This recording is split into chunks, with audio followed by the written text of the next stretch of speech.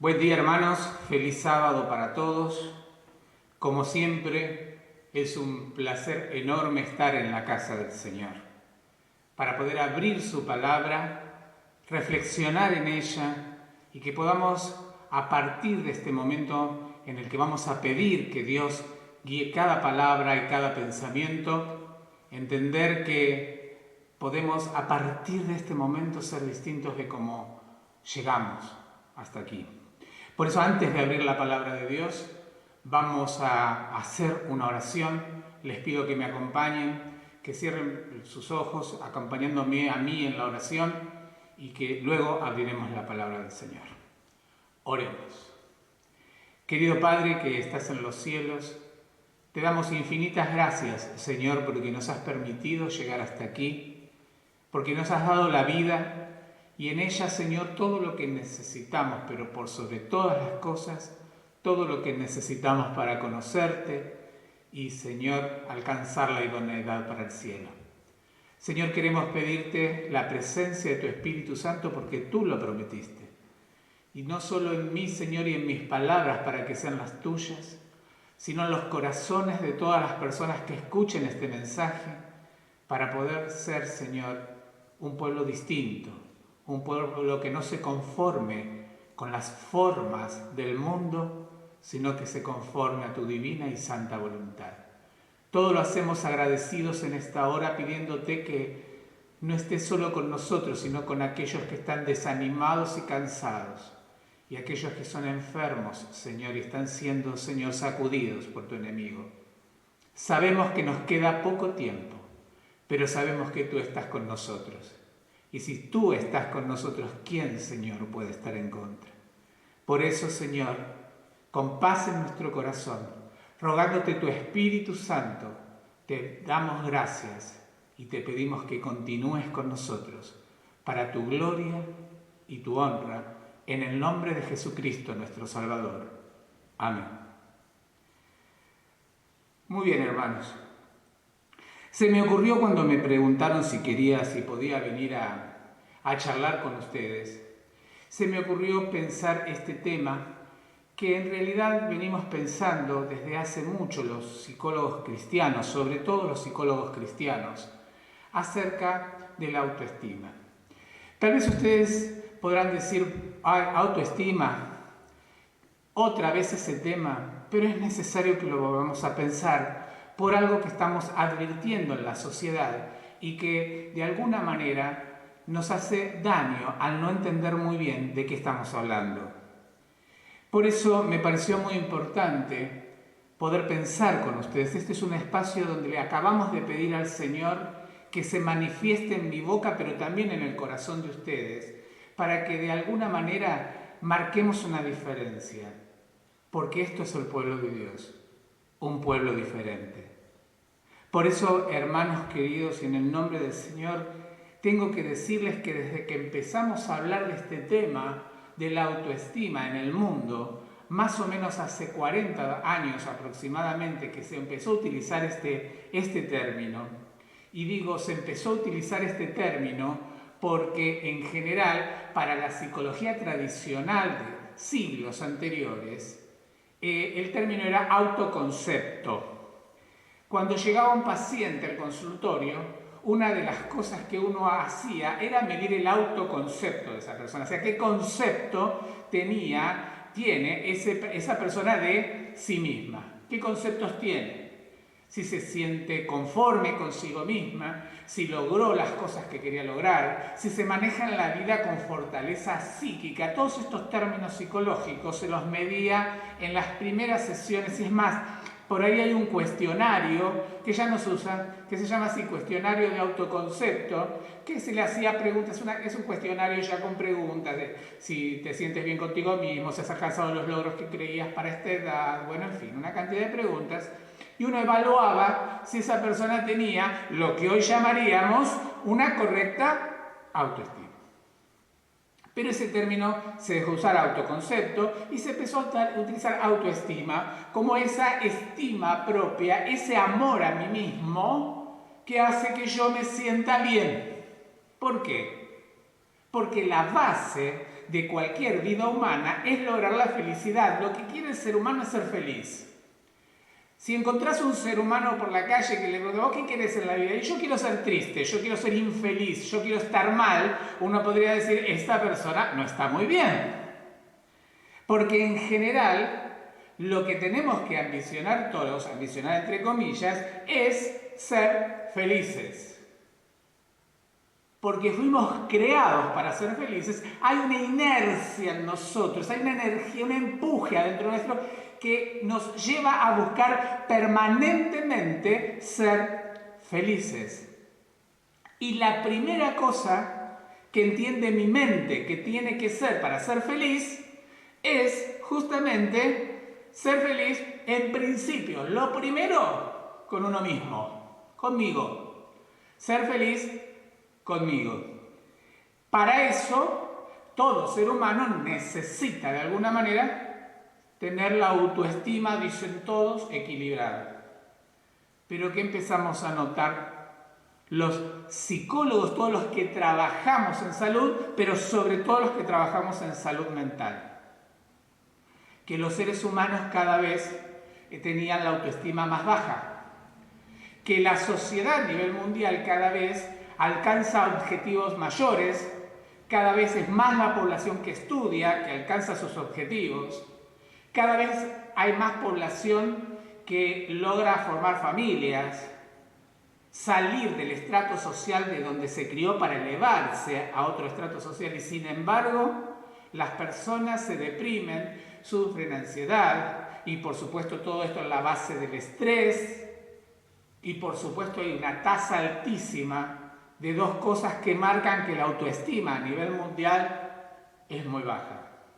Y es el consumo permanente de drogas, entre ellas el alcohol, que es lo que más preocupa a la Organización Mundial de la Salud, y, por supuesto, los suicidios. ¿Y por qué digo esto? Porque si hubiéramos logrado realmente, con todo lo que ha avanzado la sociedad, en esta libertad que dice tener para elegir hasta qué percepción tenés de vos mismo, porque si tu autoestima tiene que ver con sentirte bien con vos mismo y vos te sentís gallina y entonces podés salir a cacarear, se supondría que esa persona tendría que ser feliz y tendría que tener la autoestima elevada, y esto no se comprueba.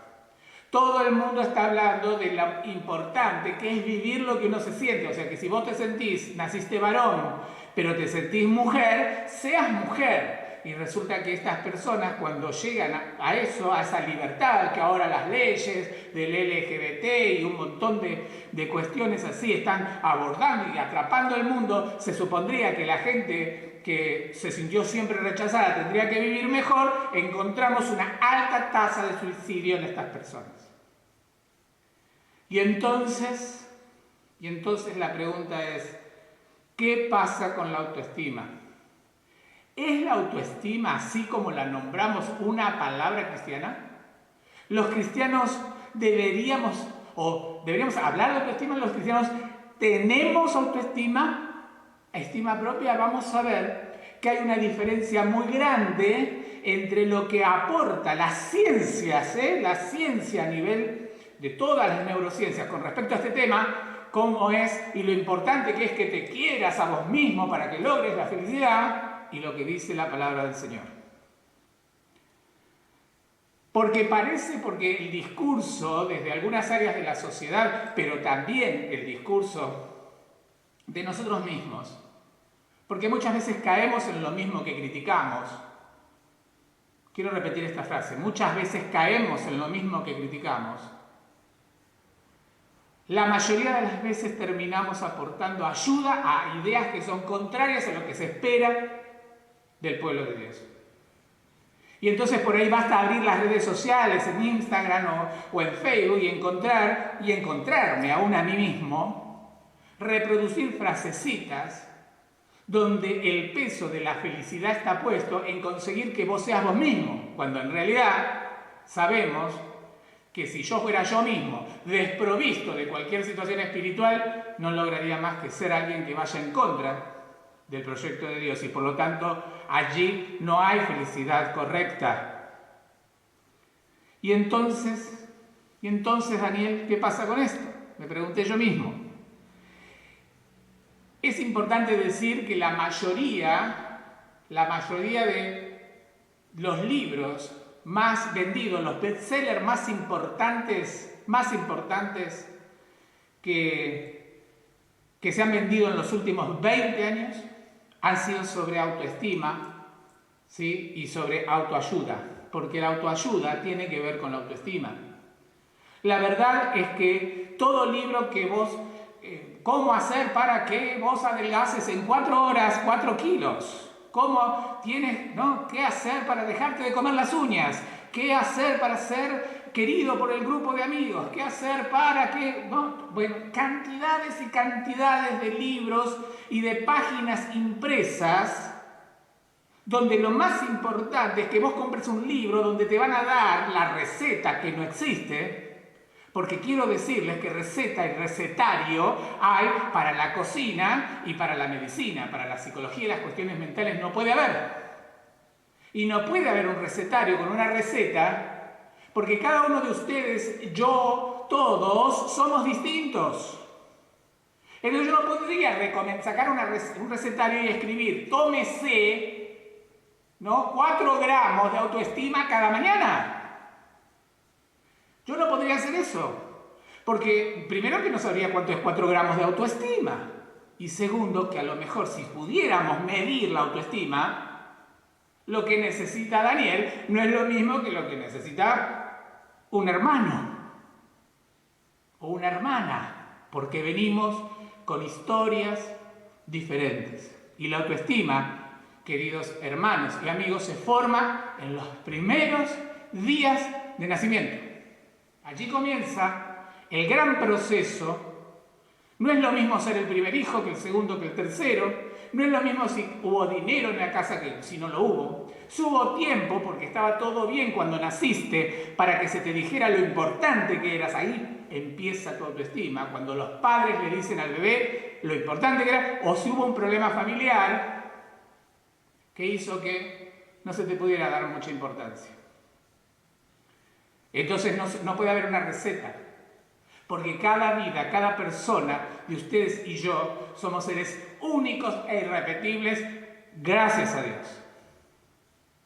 Pero sin embargo, aunque todos sabemos esto, compramos un librito que lo leen millones de personas para que nos diga cómo ser feliz.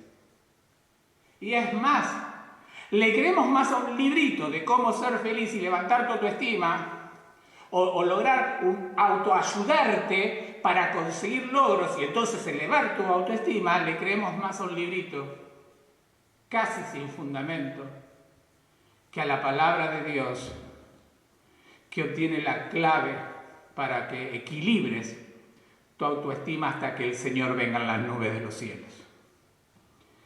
Y entonces se me ocurrió que podríamos pensar entre todos este tema y que este sábado sea un sábado donde vos te preguntes cómo está tu autoestima y si estás basando tu autoestima en lo que el mundo dice que debe ser tu autoestima, cómo debe ser vos.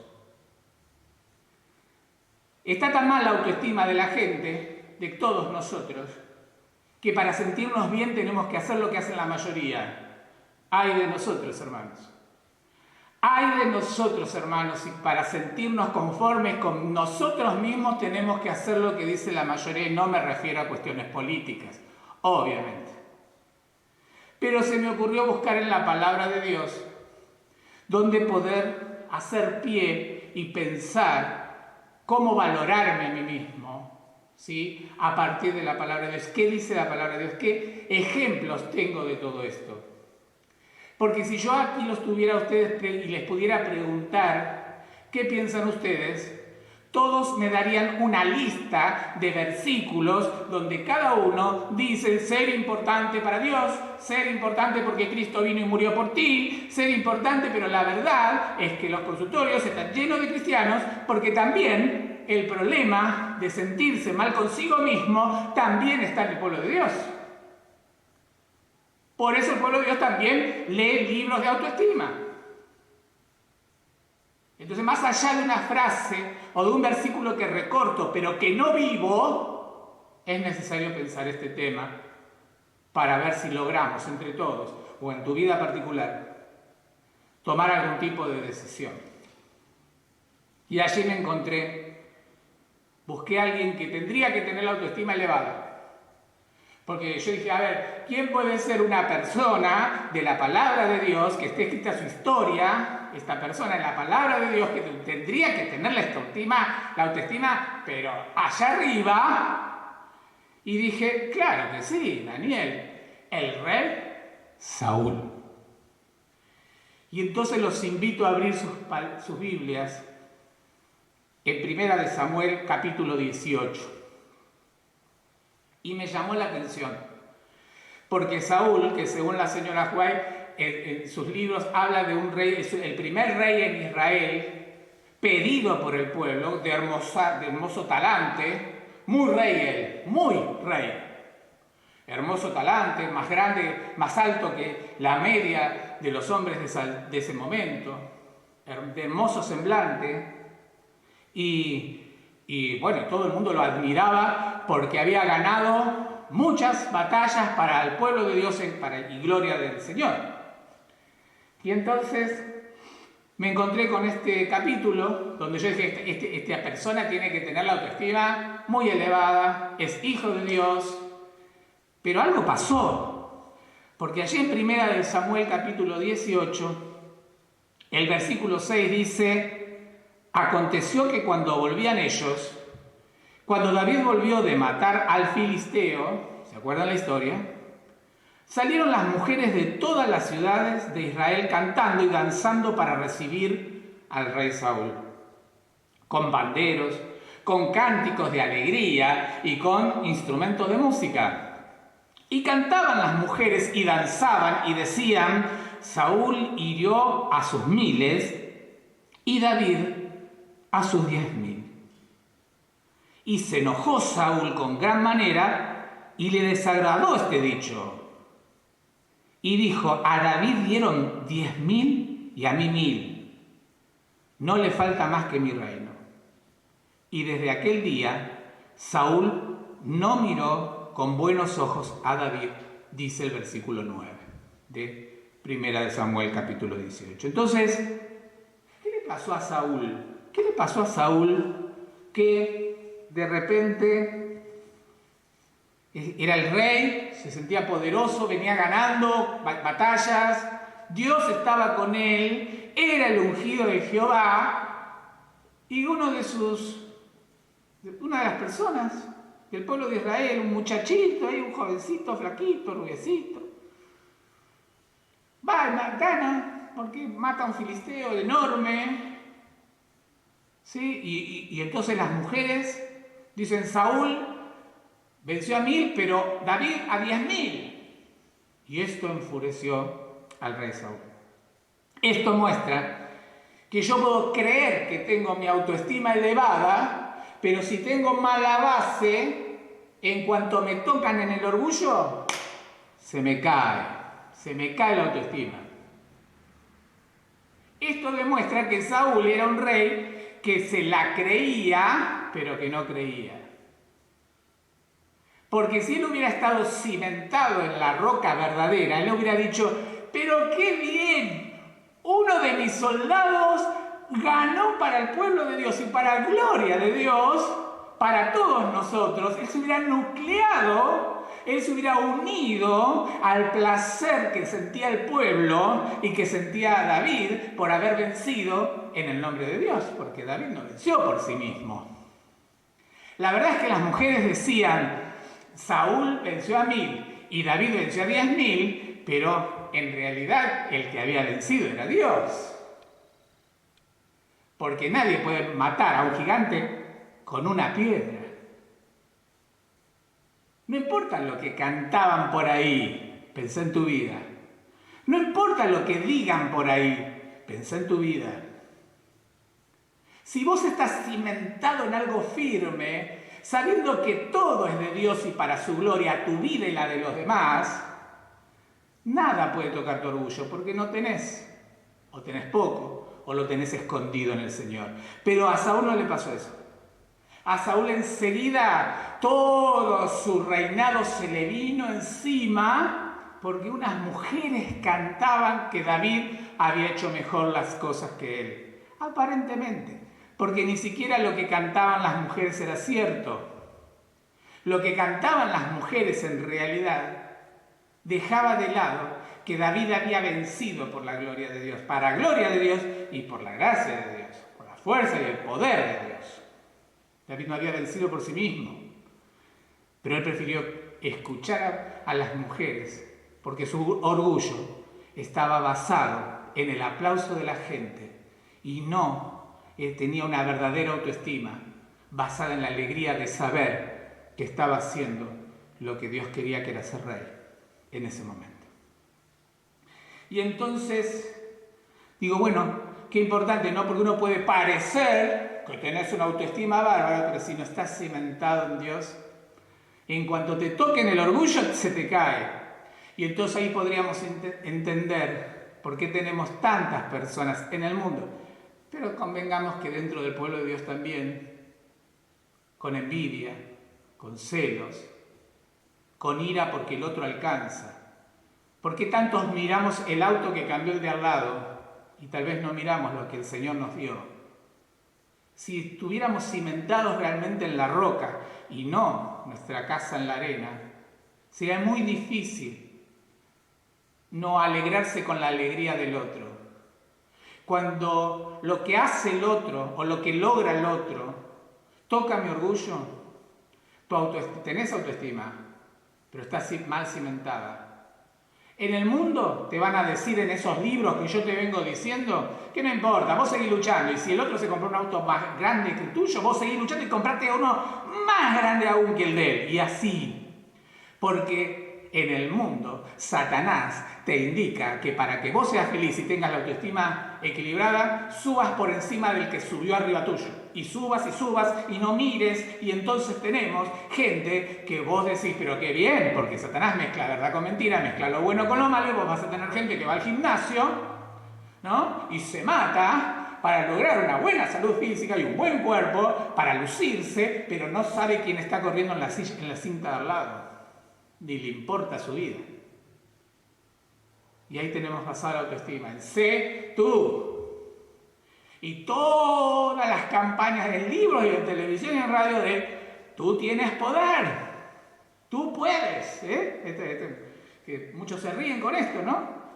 Tú puedes, saca de tu interior todo lo que necesitas, en ti está la fuerza, en ti está el poder. Lo que Saúl quería sentir que el poder era de él y que nadie como él.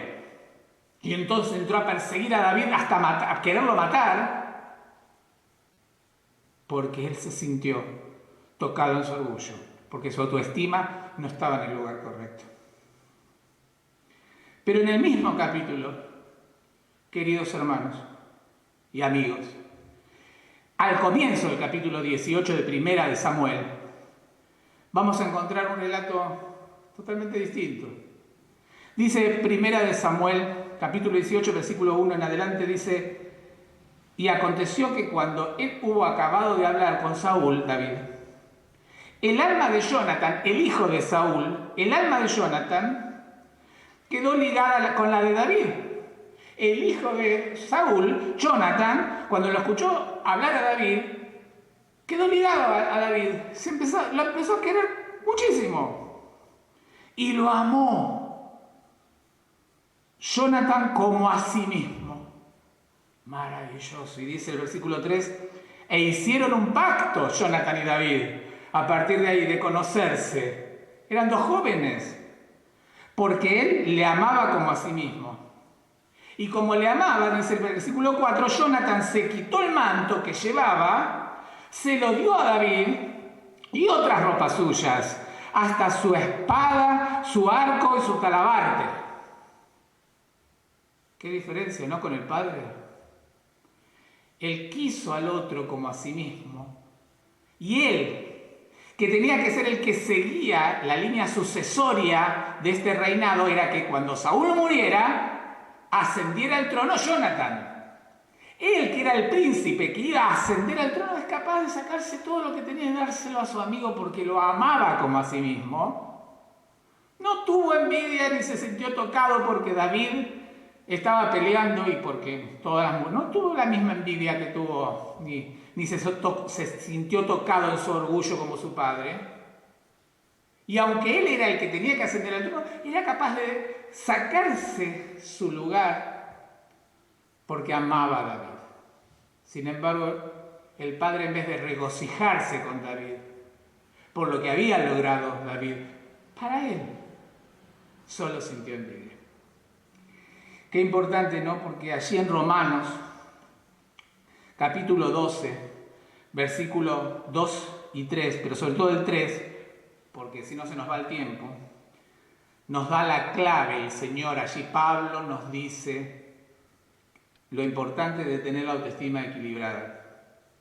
Porque uno se puede sentir muy contento con venir a la iglesia, aceptamos la salvación del Señor, aprendimos a no comer cerdo, a no fumar, a vivir para el Señor, pero resulta que mi vecino se compró un auto mejor que el mío y a mí todo del sábado, el diezmo, el jamón y todo lo demás, se me olvidó y me lleno de ¿y por qué a él sí, a mí no?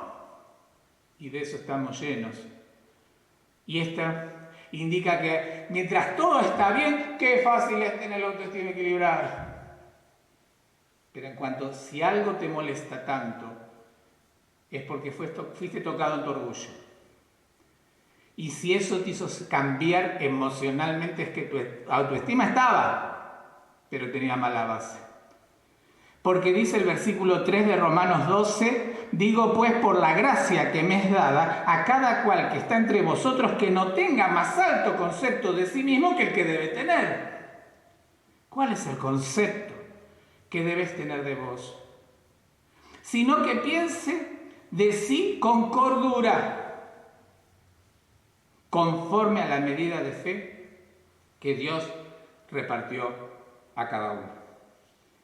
Entonces vemos que esto nos indica, si tengo que pensar de mí con cordura, ¿qué cordura puedo tener yo si yo soy un pecador?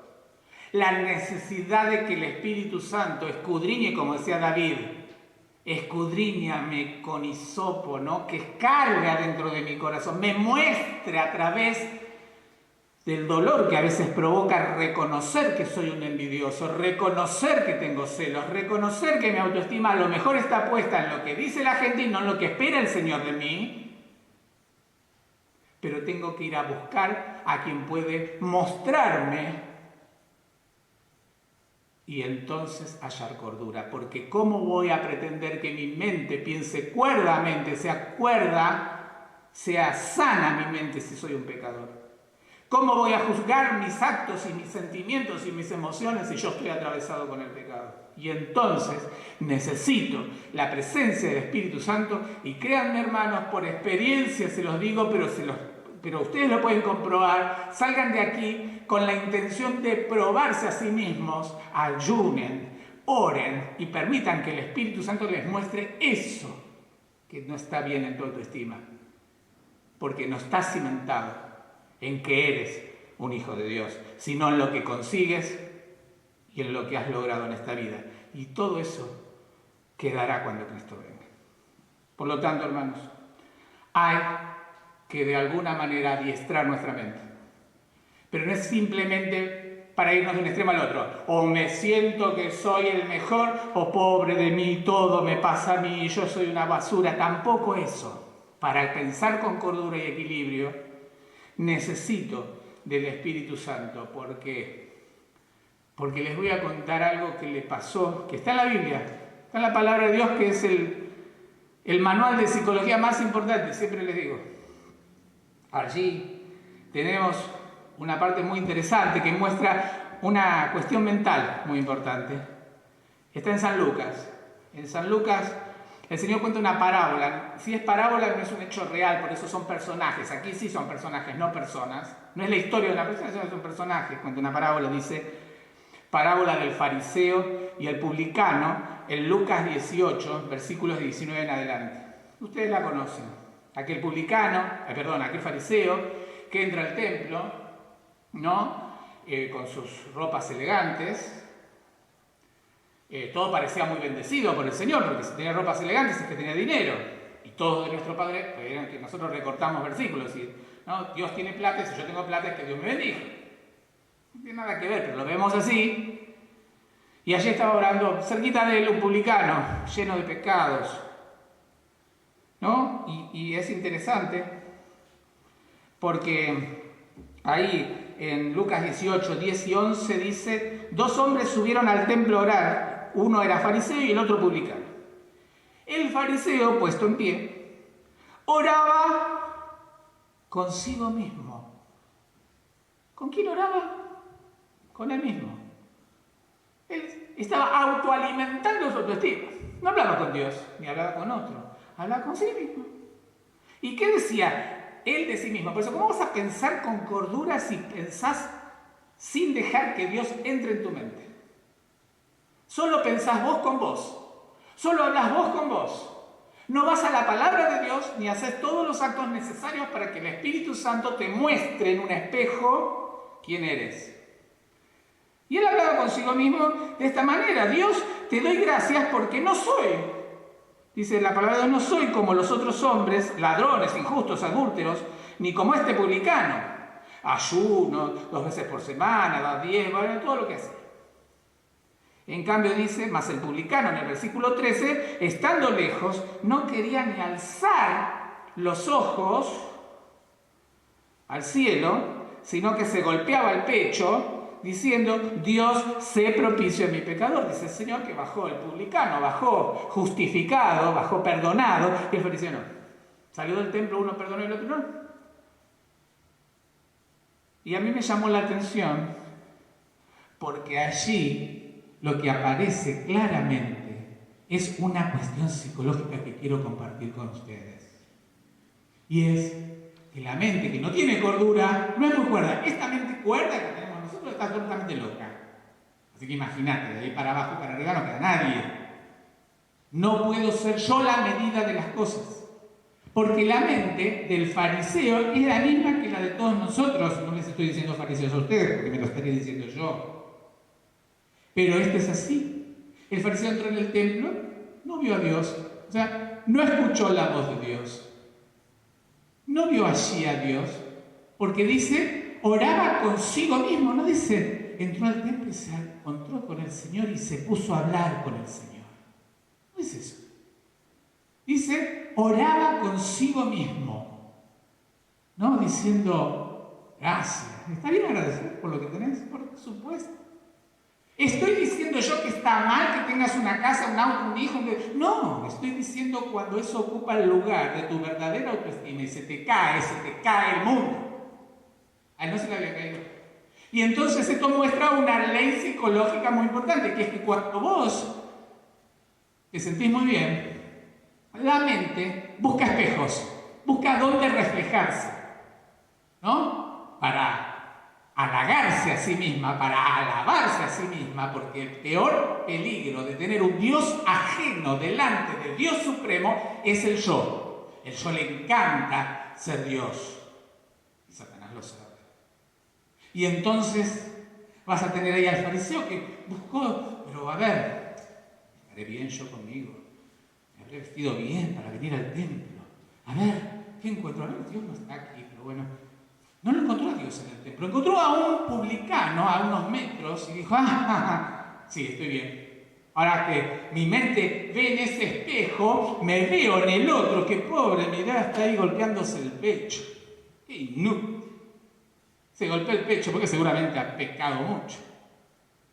Y entonces salió contento del templo. No siempre que salgas contento es que estás haciendo bien las cosas. En cambio el otro, que se golpeaba allí el pecho, diciendo, sé propicio, porque sé que soy pecador. Ese tenía la autoestima correcta. Porque ese hablaba con Dios, no hablaba consigo mismo. Sé propicio, ¿a qué se lo estaba diciendo? ¿A sí mismo? No, le estaba diciendo a Dios. En cambio el otro decía, yo, Señor, se hablaba a sí mismo. Dice el texto. ¿Quién tenía autoestima mejor? Entonces aquí encontramos la diferencia. Para el mundo y esos libros que les comentaba, la autoestima tiene que ver con que vos te sientas contento, seas feliz, consigas lo que consigas pisando al que sea, no importa, pero que puedas mostrarte a ti mismo reflejado en lo que a los demás no le pasa, que eres un triunfador y entonces soy feliz. Y seguramente de eso está lleno el cementerio de suicidios. Y en cambio este otro, el publicano, ese que oraba con Dios, no consigo mismo, que sentía su necesidad de perdón, ese, a los ojos de Dios y de la verdadera cordura mental, tenía la autoestima equilibrada. ¿Por qué? Porque no hay nada mejor para que tengas la equilibración necesaria en tu mente, que sientas que nunca estás completo, que siempre necesitas. Porque en la necesidad está el deseo de buscar, sobre todo, a Dios. Y entonces en esa unión, el Señor, sé propicio a mi pecador. Señor, haz que siempre te agradezca mi plato de comida. Y haz que siempre haya un plato más para que lo pueda dar. Y siempre haya que por ahí tenga una camisa más para que pueda dar la que yo tuve o la que tengo. Señor, sé lo que me falta, hace que seas más completo, que creas que no te falta nada. El que crea de ustedes que no le falta nada tiene la autoestima muy mal cimentada. Y créeme que en cuanto algo te haga sombra, te vas a sentir muy mal. Y por eso, a veces, abandonamos los caminos del Señor, porque nos fijamos en el otro, en cómo supuestamente el Señor bendice el otro. Cuando no me doy cuenta que no me bendiga aparentemente, no me doy cuenta que a lo mejor lo que me hace falta para que vaya Dios. Entonces, hermanos, me pareció tan importante entender algo y los dejo con este pensamiento. Muy interesante. La base de la verdadera autoestima es la humildad. Repito, la base de la verdadera autoestima es la humildad. Yo no sé cuántos de ustedes saben de dónde viene la palabra humildad. Humildad viene de humus. Humus. Los chicos saben cuando, bueno, por lo menos yo cuando iba al primario, se estudiaban las capas de la tierra y la capa más fértil se la llamaba humus. ¿No? Es la parte más fértil de la tierra, ¿no? La que se puede usar para que dé fruto. Y de ahí viene la palabra humildad. Humus. ¿Sabes por qué? Porque del humus somos y al humus volveremos. Porque mientras vos te acuerdes de que sos tierra, vas a buscar todo el tiempo. Mientras seas consciente de que seas tierra, de dar fruto. Y acordarte siempre que nunca vas a poder estar completo mientras estemos aquí. Porque quien te completa es Cristo. En cambio, cuando vos crees que tu carne es eterna, que nada te va a pasar, y sentís que nada te puede pasar porque todo lo podés conseguir basándote en el yo consigo, en el yo puedo, y si no, en la otra parte, ¿no? Llama ya y compra cualquier cosa. Hay gente que ha comprado cualquier cosa porque todo es, si compras, si tienes, si logras, no está Dios. Y decía, cuántas frasecitas en Facebook diciendo, haz tal cosa para sentirte bien, y no hablan de Dios.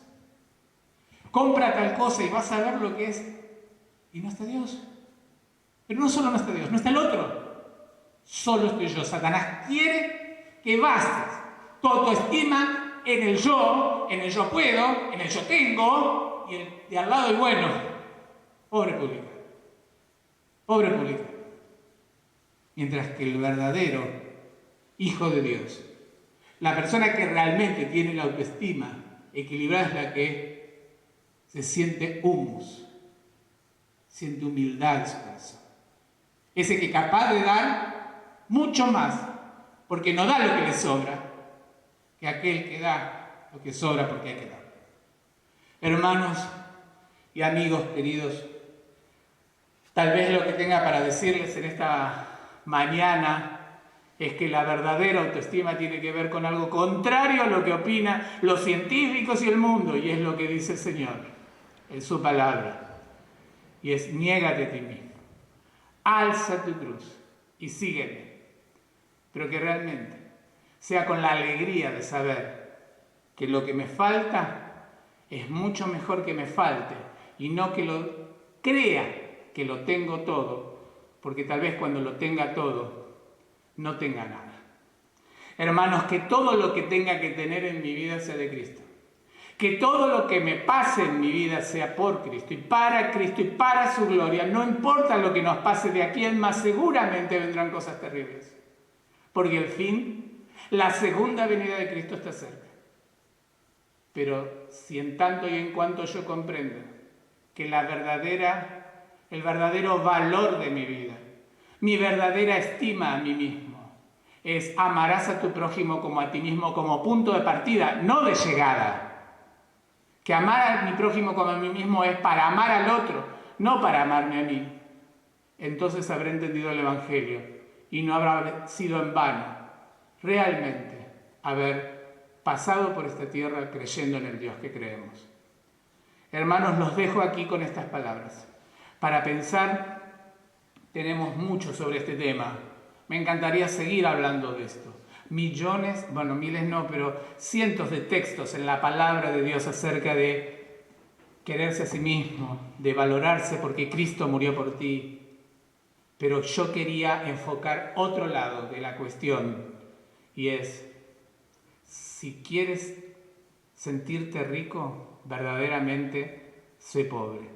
Porque lo dijo el Señor, aquellos que quieran ser los primeros que se hagan los últimos. Por eso a veces no entendemos cómo peleamos por el poder dentro y fuera de la iglesia. Por eso no entendemos muchas veces, los que venimos de muy abajo, por no tener un apellido o por no venir de tal o cual familia, no conseguimos las mismas cosas, pero créanme que es mejor sentir la falta que sentirse completo en este mundo, donde sentir la falta es tener la oportunidad de conocer a Dios. Que realmente esto que vengo a decirles, que es mi deseo y oración, sea pensado por ustedes en este espacio, que intenta ser un modo de reflexión que haya provenido de Dios para todos nosotros. Hermanos, vamos a orar. Vamos a pedir el Espíritu Santo para que realmente nos muestre a cada uno aquellas áreas de nuestra vida que debemos disciplinar y aquellas áreas donde a lo mejor me siento tan seguro para que, sin tener que sentirnos inseguros, saber que aún lo que tengo y que me hace sentir bien, no me pertenece porque es del Señor. Oremos. Querido y bondadoso Padre que estás en los cielos, te damos gracias por tu palabra, porque nos permites en ella, Señor, ver que hay personas a lo largo de la historia y personajes también, donde tú has permitido que veamos que podemos sentirnos muy bien, muy alegres y creernos todo y sin embargo está mal. Por eso permítenos, Señor, que la presencia de tu Espíritu Santo en nuestra vida nos escudriñe. Sé que puede ser doloroso, pero es necesario. Que se meta dentro nuestro como un hisopo, Señor, y que nos escarbes con tu Espíritu Santo para que seamos conscientes de nuestra autoestima, de dónde está parada esa autoestima. Y que si no está parada verdaderamente en la roca que es Jesús, Señor, podamos arrepentirnos y darnos cuenta que somos polvo, que somos tierra. Señor, tú que en tu infinita misericordia has dejado las mansiones celestiales para venir a ser humus, tierra, y que has tenido que chocar con nosotros, que siendo humus, tierra, a veces nos creemos Dios. Te queremos pedir perdón en esta hora y suplicarte tu presencia para que, cambiados y transformados por tu poder, a partir de ahora todos en nuestra vida sea tuyo, Señor, desde lo más chiquito hasta lo más grande. Desde lo que conseguí, que no lo conseguí yo, porque si lo tengo yo me lo has dado tú, hasta aquello que todavía no tengo ni tendré, porque seguramente no tenerlo va a ser lo mejor para entrar en el reino de los cielos.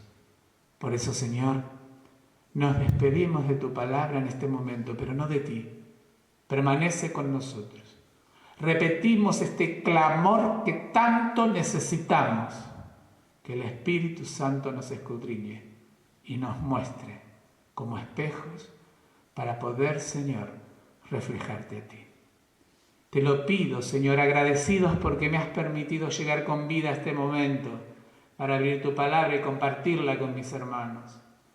Para que todos juntos podamos, Señor, entre todos, ayudarnos a caminar en este desierto porque falta poco para que llegue tu segunda venida y entrar en la ciudad santa. Entonces, Señor, te agradezco. Solo gratitud en este momento a tu nombre, para gloria y honra de tu santísimo nombre. En el nombre de Jesús. Amén.